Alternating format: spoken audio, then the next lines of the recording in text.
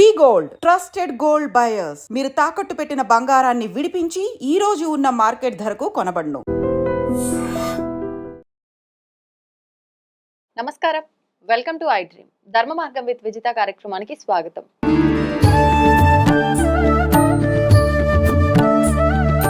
ప్రస్తుతం మనతో పాటు ఉన్నారు ప్రముఖ జ్యోతిష వాస్తు పండితులు బ్రహ్మశ్రీ అన్నవరపు తిరుపతి మూర్తి అవధాని గారు. ఇప్పుడు వారితో మాట్లాడేద్దాం. నమస్కారం గురుగారు. ఓం శ్రీ మహాగణాధిపతయే నమః. ఇప్పుడు ఈ భూమి మీద జీవిస్తున్న ప్రతి ఒక్క జీవరాశి కూడా భగవంతుడి సృష్టి. జీవరాశులు మాత్రమే కాదు, ఈ పంచభూతాలు అన్నీ కూడా భగవంతుడి సృష్టి. అయితే ఈ ప్రస్తుతం చూస్తున్న విధానం గనక చూస్తే కొంతమంది మంచి మార్గంలో వెళ్తుంటారు, కొంతమంది చెడు మార్గంలో వెళ్తుంటారు.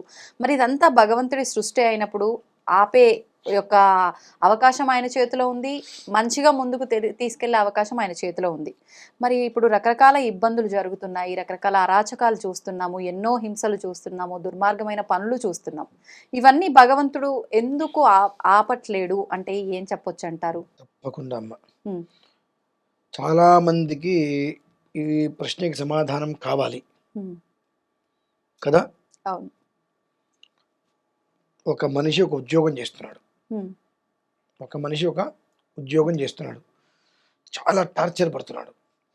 అతను వెళ్ళటానికి రావడానికి నెలకి దగ్గర ఒక 40,000 రూపాయలు పెట్రోల్ ఖర్చులు అవుతున్నాయి అతనికి. ఓ 30,000 రూపాయలు ఇంటర్నెట్ అవుతుంది. మిగిలింది ఏముంది అతనికి? ఇంకా 70,000 అయిపోయినాయి. ఇక తింటానికి కనుక 30,000 రూపాయలతో అడ్జస్ట్ చేసుకుంటాడు, సరిపోవట్లా. అలాంటి వాడు వచ్చిన ఆయన, అక్కడ ఇల్లు ఉంది, నేను నీకు ఒక 50,000 రూపాయలు ఇస్తా, కడుపులో చల్ల కదలకుండా హాయిగా నువ్వు ఉద్యోగం చేసుకోవచ్చు అని అంట. ఆ 1,00,000 రూపాయలు వదిలేసి ఇక్కడికి వస్తాడండి? రాడు. ఎందుకని రాడు? ఇక్కడ నేను ఏమంటున్నాను, అక్కడ నీకు ప్రయాణానికి 40,000 పోతున్నాయి 1,00,000 రూపాయల్లో. అటు ఇటు తిరగడానికి 1,00,000 రూపాయలు ప్రయాణం పోతుంది, 2 గంటల ప్రయాణంలో పోతుంది. 9 గంటలకి అక్కడికి వెళ్ళడం కోసం ఉదయం ఇంట్లో 6 హడావిడి లేచి పరిగెడుతున్నావు, తిండి తిప్పలేవు సరిగ్గా. సాయంత్రం ఎప్పుడు 6కి బయలుదేరుతూ 9 కానీ ఇంటికి రావట్లా. ఇంటికి వచ్చిన దగ్గర ట్రాఫిక్ లో అలసిపోతున్నావు.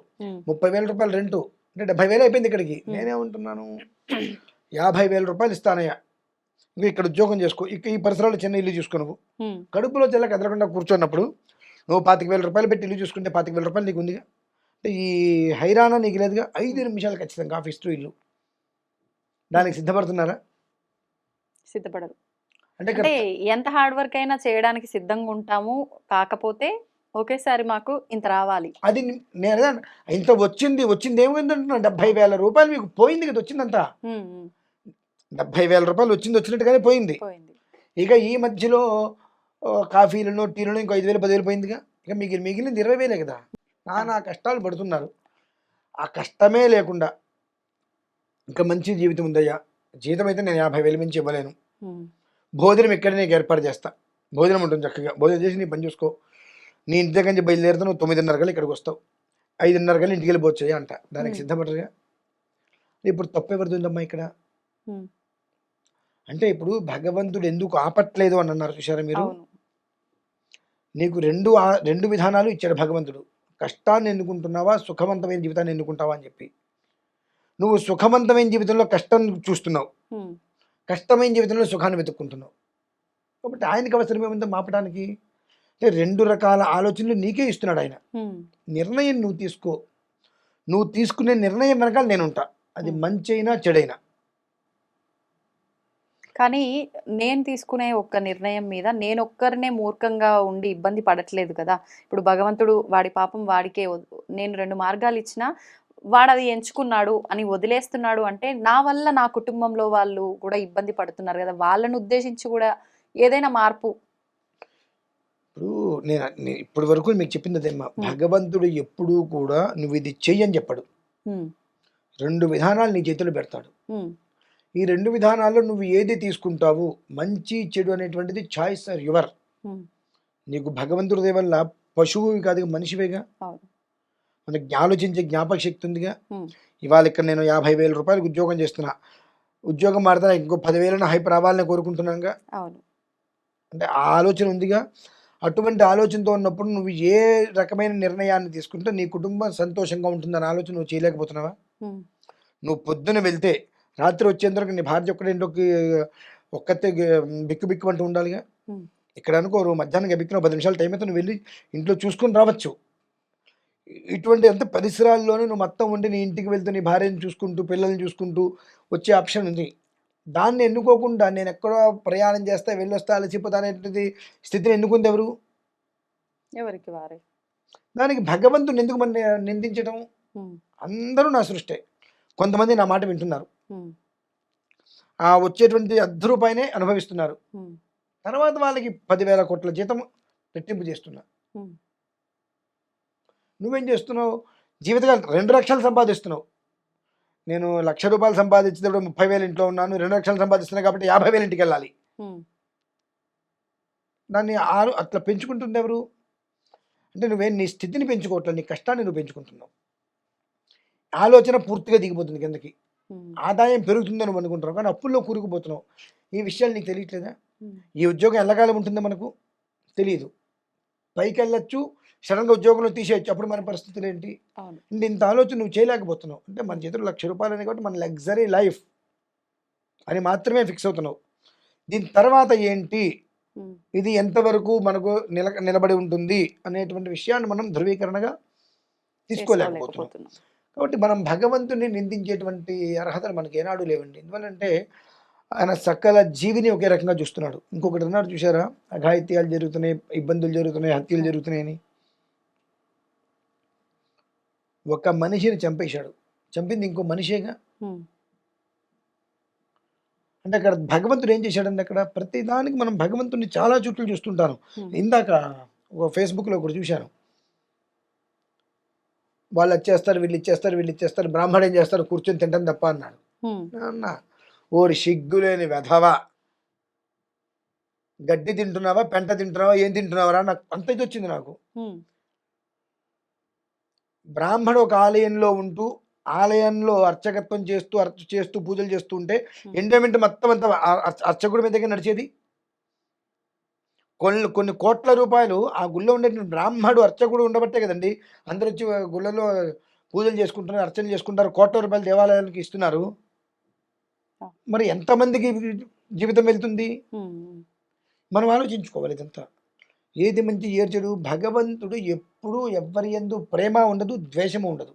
ఉమ్, భగవంతుని విపరీతంగా కొలిచని చెప్పి నాకేమైనా కష్టం రానికుండా చేస్తాడా? లేదు. నువ్వు ఎంత భగవంతుని ఆరాధించినా నువ్వు చేసిన ఎక్కడో అక్కడ కర్మ ఉంటుంది, దాని ఫలితం నీకు అనుభవిస్తారు చేస్తాడు. నువ్వు ఎంత పాపం చేసినా దానికి తగ్గ కర్మ నీకు అనుభవిస్తాడు తప్ప, పుణ్యం చేశావని చెప్పి నేను నెత్తి మీద పెట్టుకోడు, పాపం చేసావని చెప్పి కాలి కింద తొక్కడండి. ఉమ్, అది మనిషి అయితే ఆ పని చేస్తాడు, ఉమ్, భగవంతుడు కాబట్టి నువ్వు ఏదైతే చేశావో దాంతోటే నీకు ముక్తినిస్తాడు. మరి ఇప్పుడు నేను పూజించినా పూజించకపోయినా అదే విధంగా ఆయన సమానత్వం చూపిస్తున్నప్పుడు నేను ఎందుకు పూజించాలి, ఇంకా నేను పూజించకపోయినా జరుగుతూనే ఉంటది కదా అని మాట్లాడే మూర్ఖులు ఉంటారు. ఏం లేదమ్మా, ఇక్కడ నువ్వు పూజించినప్పుడు ఆ పూజకి తగ్గ ఫలం నీకు ఇస్తున్నాడు. నువ్వు ఎంత పూజించావో ఆ పూజకి తగ్గ ప్రతిఫలాన్ని నీకు భగవంతుడు ఇస్తున్నాడు. వాళ్ళు ఉదయం నువ్వు అన్నం తిన్నావుగా, ఉమ్, రాత్రి అన్నం తిన్నావుగా, మధ్యాహ్నం ఏదో తిన్నావుగా, ఉమ్, రాత్రికి పడుకున్నావుగా, తెల్లారు లేచావుగా. ఉమ్, నీకు ఇవాళ ఉద్యోగం ఉందో లేదో తెలియదు, కానీ నీకైతే భుక్తి వెళ్తుంది ఏదో ఒక రకంగా. అవును. అది నువ్వు ఎవరికో ఎక్కడో ఏదో మంచి చేసావు, దాని ఫలితం ఏదో ఒక రూపంలో ఆ సమయానికి నీకు భుక్తి ఇస్తున్నాడు ఆయన. ఉమ్, అది నువ్వు ఎందుకు గమనించలేకపోతున్నావు? నువ్వు కొంతమంది వాళ్ళు చదువుకున్న చదువుకి చేసే ఉద్యోగానికి సంబంధం లేకుండా పెద్ద పొజిషన్కి వెళ్తారు. అవును, ఎక్కడి నుంచి వచ్చింది? అది ఎట్లా వచ్చింది? ఆయన భిక్ష కాదా, భగవంతుడి అనుగ్రహం కదా. ఖచ్చితంగా. దాన్ని మనం ఊహించమండి. అవును. నా గొప్పతనం నా కష్టార్జితం అంటాం. ఎక్కడి నుంచి వచ్చింది నీ కష్టార్జితం, నీ గొప్పతనం? ఉమ్, అంటే ఎప్పుడూ కూడా సర్వకాల సర్వావస్థల యందు యావత్ ప్రపంచంలో దౌర్భాగ్యానికి చెందిన వ్యక్తి ఎవరైనా ఉన్నారంటే హిందువే, మన వాళ్ళే. ఉమ్, ఎందుకనండి? మనం కొంతమంది క్రిస్టియన్స్ చూస్తాం, ఉమ్, వాళ్ళు మెల్లో సిలువ వేసుకోవడానికి సిగ్గుపడతారా? పడరు. ఎంతమందిలో ఉన్నా వేసేసుకొని వెళ్తారు. అవును. ముస్లిమ్స్ చూస్తాం, మగవాళ్ళు మీసం తీసేసుకొని గడ్డం పెంచుకుంటారు, సిగ్గుపడరు. ఆడవాళ్ళు ఎండాకాలమైన ఏదైనా బయటకు వస్తే బురకాలు ఎన్నుకొని వస్తారు. కానీ మన వాళ్ళని గుళ్ళోకి వెళ్ళేటప్పుడు బొట్టు పెట్టుకోండి అంటే, చక్కగా చీర కట్టుకుంటాను, డ్రెస్ వేసుకుంటానంటే ఎంతమంది ఉన్నారండి? మగవాళ్ళకి లుంగీలు కట్టుకుంటానంటే ఎంతమంది ఉన్నారు? ఉమ్, నా ఇష్టం, నా డ్రెస్ గురించి మాట్లాడడానికి నువ్వెవడివి? డ్రెస్ గురించి మాట్లాడతావా? నీకేం అర్హత ఉంది? ఉమ్, అంటే నా దేవాలయానికి వచ్చినప్పుడు నువ్వు ఇలా ఫ్యాన్ షర్ట్ మీద రావద్దమ్మా, ఇలా చీర కట్టుకోను, ఏదైనా లుంగీ పంచ కట్టుకోను, లంగా పరికిని వేసుకొని రామ్మా అని చెప్పడం నా తప్పైంది. అదే బార్కి వెళ్తే వాడు డ్రెస్ కోడ్ ఇస్తాడు, అదే వేసుకొని రావాలి. వాడిని ఎందుకు అడగట్లా నువ్వు? అంటే అది నీకు నచ్చింది, విలాసవంతంగా అనుకుంటున్నావు పాపాన్ని. అది నీకు నచ్చింది కాబట్టి నువ్వు అక్కడికి వెళ్తున్నావు. ఇది నీకు నచ్చలా కాబట్టి దీని మీద నువ్వు ఇష్టం వచ్చినట్టు మాట్లాడుతున్నావు, కామెంట్ చేస్తున్నావు. కాబట్టి ఏంటంటే మనం చేసుకునేటువంటి దానికే ఆ ఒక్క కర్మ ఫలం మనం అనుభవిస్తామమ్మా. భగవంతుడు ఖచ్చితంగా నువ్వు 1000 మందికి అన్నం పెట్టినా ఏదో ఒక రోజు నీకు ఒక రోజు అన్నం లేకుండా చేస్తాడు ఆయన.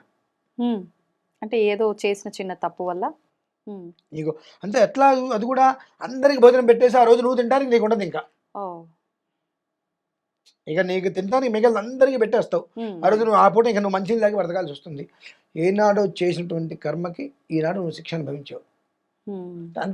అది కూడా ఎట్లా తెలుసమ్మా, ఎందుకు అనుభవిస్తాడంటే కొంతమంది వడ్డించేటప్పుడు ఇంకా జనాలు వస్తుంటే పదార్థాలు అయిపోతాయి అని చెప్పి కొంచెం లోపల దాచుకుంటారు.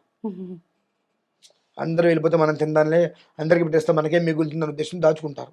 అలా దాచుకున్న వాళ్ళకి తెలియదుగా, వాళ్ళకి అంటే అయిపోతుంది మనకు ఆకలిస్తుంది మనము తిందామని ఉద్దేశం దాచుకుంటారు. కానీ వచ్చే వాళ్ళకి పెడదాం అనేటువంటి దానికన్నా ఉంటే మనమే తిందాం దాచుకుంటారు కదా. అలా దాచుకునేటువంటి వ్యక్తికి ఆ శిక్ష వస్తాడమ్మా భగవంతుడు. మరి నా గురించి చెప్తారు 2 మాటలు. ఎంతో మందికి ఎన్ని చేశానో నా మనస్తత్వానికి తెలుసు. పసిపిల్లలు హాస్పిటల్లో ఉన్నారంటే అన్ని లెక్కలేదు, ఇచ్చుకుంటూ వచ్చా. చాలామందికి ఇన్సూరెన్స్ పాలసీల కంటే కట్టించేసుకోమని ఎంతోమందిని చదివిస్తున్నా. చెప్పుకోకూడదు అని బయటకు ఎందుకు చెప్తున్నానంటే అమ్మా, మనం ఎంత చేసిన అగ్నిహోత్రంలో దిగుతానో మీకు తెలుసు, ఎంత మంత్రశక్తిని సంపాదించానో చాలామందికి తెలుసు. కానీ నాకు కూడా అటువంటి రోజుకి వచ్చిందంటే నమ్ముతారా? తిండి దొరక్క తిండి దొంగతనం చేసే రోజు నాకు కూడా వచ్చింది. ఎటువంటి సందర్భాల్లో? అప్పుడు నాకు తెలియని వయసులో చేసిన పని ఇదే.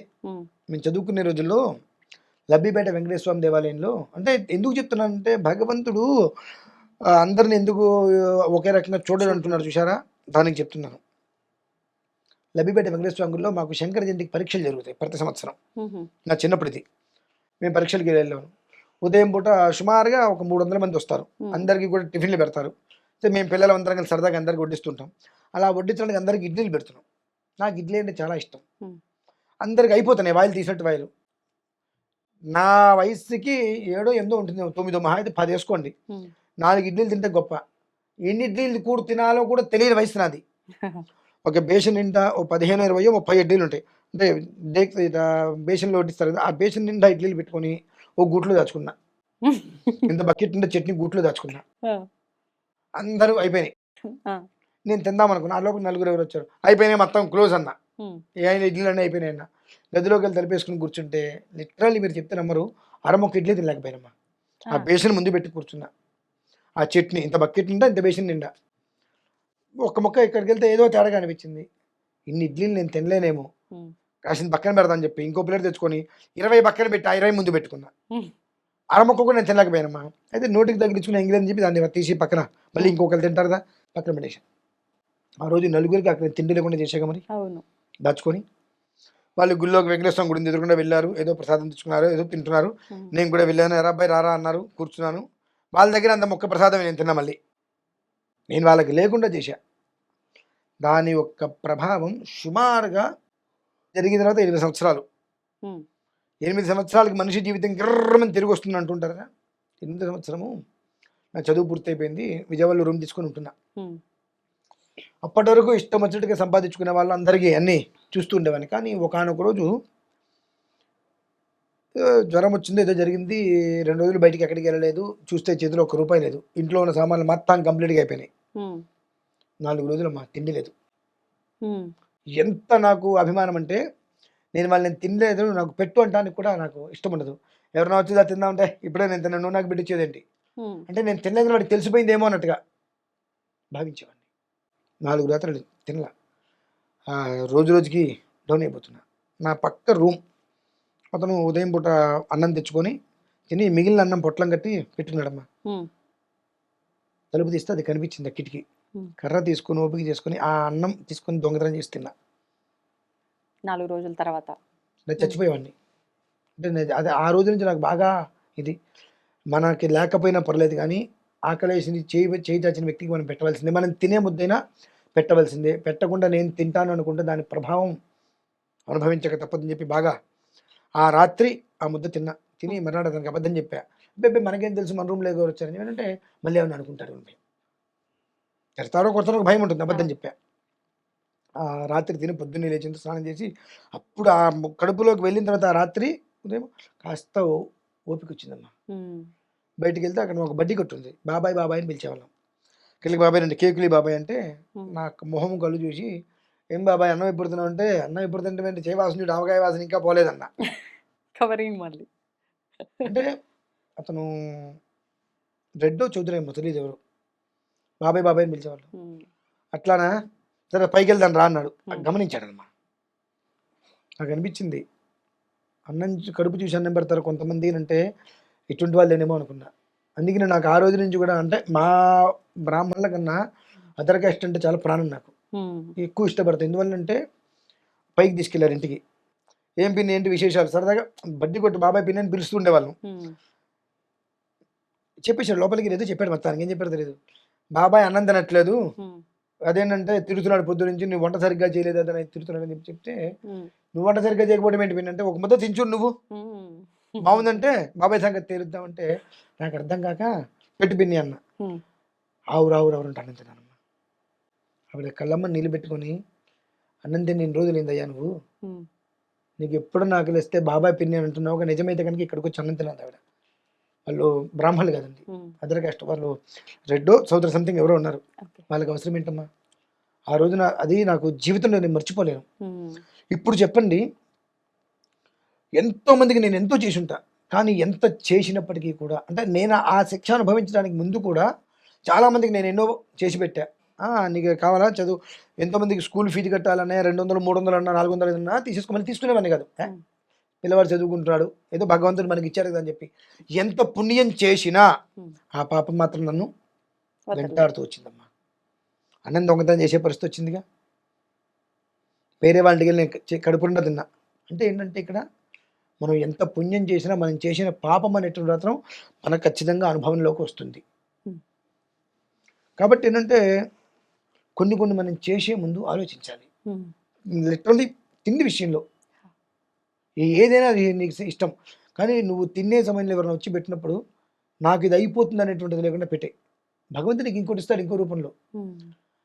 ఇప్పుడు చెప్పండి, మరి నిజంగా భగవంతుడు చెడు చేసే వాళ్ళని ఒక రకంగా చూస్తాడు, మంచి చేసే వాళ్ళని ఒక రకంగా చూస్తాడు అంటే నాకు ఆ కష్టం రాకూడదుగా. అవును. ఇక్కడ ఎప్పుడు భగవంతుడు ఎవరికి అన్యాయం చేయడమ్మా. నువ్వు ఏదైతే చేస్తావో అదే ఫలితం నీకు ఇస్తాడు. అది మంచి అయితే మంచి, చెడు అయితే చెడు, అంతే. కాబట్టి మనం దేని మీద భగవంతుణ్ణి నిందించేటువంటి అర్హతలు మనకు లేవు. స్వయం కృతాపరాధంగా మనం చేసుకుంటున్నాం. ఉన్న దాంట్లో మనం ఏది సర్దుకోలేకపోతున్నాం. ఇంకోటి ఏదో కావాలి, అంతకు మించి ఇంకేదో కావాలి, గొంతెమ్మ కోరికలు కోరి మనం రోడ్డు మీద పడి మన కష్టాలు తీర్చట్లయితే మళ్ళీ భగవంతుని నిందిస్తున్నాం. ఇప్పుడు సంతానం ఉంది, మనకు పిల్లలు పుట్టారు, మనకున్న స్థాయి కన్నా వాళ్ళు మంచి స్థాయికి చదివించాలని కోరుకుంటాం. వాడు చదవట్లేదు, మనం ఏం చేస్తాం? ఎన్నో ప్రయత్నాలు చేస్తున్నాం. వాడు జులాయి రోడ్డు మీద తిరుగుతున్నాడు, కొడితే ఏమవుతాడో భయం. 2 ఆప్షన్, పిల్లవాడు బాగా చదువుకుంటున్నాడు, మన దగ్గర చదివించే పొజిషన్ లేదు. 2 వస్తాయమ్మా. అయితే మొదటి పొజిషన్ ఏదో ఒకటిలో పిల్లవాడు మారతాడు. 2వ పొజిషన్ చదివించాలని మనకు ఉంటుంది, మన దగ్గర సంపద లేదు, పిల్లలు బాగా చదువుతున్నారు. ఆ టైంలో భగవంతుడు ఏదో ఒక మనిషిని పంపిస్తాడు, ఈ మనిషి నీకు తోడుగా ఉంటాడు, తద్వారా పిల్లల జీవితం బాగుపడుతుంది. అది ఏంటనేటువంటి విషయాన్ని కూడా మనం గమనించుకుంటూ ఉండాలి. అంటే మంచికి మంచి, చెడుకు చెడు, చెడిపోయే వ్యక్తిని కూడా గట్టి దెబ్బ తగిలిచి మారుస్తాడు. దెబ్బ తగలకుండా మాత్రం ఆ మనిషిని మార్చడు. అలానే బాగుపడాలి, నిలబడాలనేటువంటి వ్యక్తికి ఒక మనిషిని తోడు పంపిస్తాడు. ఈ రెండిట్లను మనం జాగ్రత్తగా గమనించుకోవాలి. గమనించుకోకుండా మనం ఇష్టం వచ్చినట్టు వ్యవహారం చేస్తాము. నేను దేవుణ్ణి నిందిస్తాను, వాళ్ళందరూ వెధవ పని చేస్తున్నారు, వాళ్ళందరూ బాగుపడ్డారు, 10 మందిని ముంచి వాళ్ళు బాగుపడ్డారు, నేను ఎవరిని ముంచలేదు అంటే అది నిందిస్తున్నావుగా నువ్వు. ప్రతి ఒక్కరు చేసేదే ప్రస్తుతం ఇది. పోనీ ఎవరు ఎలా పోతున్నా నాకేంటి, నా కష్టం మీద నేను పడుతున్నా అనుకోవట్లేదు కదా. అనుకోవట్లేదు. వాళ్ళందరూ బాగుపడ్డారు, నేను కష్టపడుతున్నా, నాకు ఫలితం రావట్లేదు అని మళ్ళీ వాళ్ళు నిందిస్తూనే ఉన్నావుగా. ఆ నిందించే కూడా నీ దగ్గర నీ దగ్గర మంచి ఎందుకు వస్తుంది? ఇక వాళ్ళు ఏం చేస్తున్నారు, నిన్ను నిందించట్లా. నువ్వు ఎలా పోతే నాకేంటి, నా రూపాయి నేను సంపాదించుకుంటా. నిజంగా ఒక్క మాట మాట్లాడుకుందామా, కోట్ల రూపాయలు సంపాదించిన వాళ్ళు సుఖంగా టయానికి తిని కడుపుండా తిని కంటిండా పడుకున్న వాళ్ళు ఉన్నారా? మనం వాళ్ళు ఏదో సంపాదించేస్తున్నారు మనం అనుకుంటున్నాం. మనకున్నది ఉన్న దాంట్లో కడుపుండా తింటాం, కంటిండా పడుకుంటున్నాం. ఆ సుఖం వాళ్ళకి లేదు. ఆ సుఖం మనకు వచ్చిన మనం కోల్పోతాం కదా. చిన్నది మనం ఆలోచించుకోలేకపోతున్నాం. అదొక్కటి మనం తెలుసుకోవాలి. కాబట్టి ఇప్పుడు భగవంతుని మనం నిందించదమ్మా. ఏదైనప్పటికీ కూడా మనం చేసుకునేటువంటిదే మనకు ఫలితం రూపంలో వస్తుంది. ఏదైనా భగవంతుని నిందించిన వారికి కూడా దోషం వచ్చే అవకాశం ఉంటుందా గురువుగారు? అయ్యో, దాన్ని మించిన దోషం ఇంకోటి లేదు. అది పోదు కూడా. ఇంకా భగవంతుని నిందించిన వాడు ఎవడున్నారండి అనొచ్చు. గురుగారిని మొన్న వీడియోలో శివుడు పిచ్చివాడని తిట్టారు కదండి, మరి మీరు అది నిందే కదండి. శివుడు పిచ్చివాడు అంటే అర్థం ఏంటంటే అమ్మా, మనందరి కోసం తాపత్రయపడి ఇంటిని ఇల్లాలని అందరినీ వదిలేసేసి శ్మశానంలో ఉంటున్నాడు. ఆయన గురించి మనం ఏం ఆలోచిస్తున్నాం అసలు? ఆయన నీకు మంచి చేస్తారా, నా మాట వినరా, ఇప్పుడు కాదులే తర్వాత, ఇప్పుడు కాదులే తర్వాత అని మనం ఎన్నిసార్లు ఆయన్ని ఏ మాట మార్చినా ఓన్లే ఇంకోసారి మారుతాన్నాడు అని చెప్పి దాన్ని పిచ్చితనం అనరండి పాపం. అంటే మనం కూడా ఆయన బిడ్డలమే కదా. కరెక్ట్, నేను అదే అంటున్నా. మనం కూడా ఆయన బిడ్డలమే, కానీ మనం ఒకసారి కూడా ఆయన మాట వినట్లేదు కదా. నాన్న పూలు వచ్చే కత్తి తెలుసా, మరి 4వ సారి వెనక్కి తిరిగితే వాడు బ్రతికేవాడు కదా. ఆయన అంత పిచ్చుడు పాపం ప్రతిసారి. మరి అందుకే నేను పిచ్చివాడన్నా ఆయన్ని. అంటే మన కష్టాన్ని మొత్తం నెత్తి మీద తీసుకున్న ఆయన నేనేదో నిన్ను ఉద్ధరిస్తానంటే వద్దు, నాకేదో నేను చేసుకుంటా. చివరికి చనిపోయిన తర్వాత ఎటు కాకుండా అనాథగాన్ని మిగిలిపోతే ఆత్మ అప్పుడు వాడిని అక్కను చేర్చుకుని నేను నీకు తోడున్నారా, ఇదేరా నేను నీకు చెప్పేది మొదటి నుంచి. మనం భార్య, బిడ్డలు, పిల్లలు, మేనమామ, మేనత్త వీళ్ళందరి కోసం అన్నీ వదిలేస్తుంటే భగవంతుడు మన కోసం అన్నీ వదిలేసేస్తున్నాడంటే మరి ఆయన పిచ్చివాడానికి ఏమన్నారమ్మా? వాటిల్ని తిట్టనరు. నేను కష్టపడుతున్నా, నేను సంపాదిస్తున్నా, అయినప్పటికీ కూడా వాళ్ళందరికీ భగవంతుడు ఇస్తున్నాడు, నాకు ఇవ్వట్లేదు అంటారు చూసారు. నీకు ఎందుకు ఇవ్వాలి? నేను కష్టపడి గుణమిచ్చాడుగా, కష్టపడు. నేను కష్టపడను, నాకు ఫ్రీగా రావాలనుకుంటే మరి ఎట్లా అమ్మా? కొంతమందికి సంపాదించే గుణం ఇస్తాడు, కొంతమందికి కూర్చుని తినే విధానాన్ని ఇస్తాడు. కూర్చుని తినేటువంటి వాడు రోగిష్ఠ అయిపోతాడు, సంపాదించుకునేవాడు భోగవుతాడమ్మా. ఇప్పుడు ఈ జన్మలో కూర్చుని తింటున్నారు అని అంటే పోయిన జన్మలో వాళ్ళు చేసిన పుణ్యం ఉండబట్టి తింటున్నారేమో, మరి వాడు రోగిష్టిగా ఎందుకు మారాలి గురుగారు? కూర్చుని తినటము అంటే అమ్మా ఇంట్లోంచి కదలకుండా కాదు, వాడి స్వధర్మం చేసుకుంటూ తినటం. అలా కాకుండా కూర్చుని తినే వాళ్ళు రోగిష్ట అవుతాడంటే కదలకుండా తిని తిని తిని తిని ఒళ్ళు పెరుగుకుని ఏమవుతాడమ్మా వాడు. ఇంకా వాళ్ళ గురించి నేను మాట్లాడుతున్నా, అది విషయం. ప్రతి ఒక్కళ్ళు ఇప్పుడు మీరు ఏదైతే విషయాలు చెప్పుకుంటూ వచ్చారో అందరిలో కూడా అలాంటి ఒక అపోహలే ఉన్నాయి. ప్రతి ఒక్కరు కూడా అదే ఒక భావనతో ఆలోచిస్తున్నారు గురుగారు. అందరికీ కూడా ఈ వీడియోలో మీ మాటల ద్వారా ఒక మంచి మెసేజ్ని అయితే ఇవ్వడం జరిగింది గురుగారు. ధన్యవాదాలండి.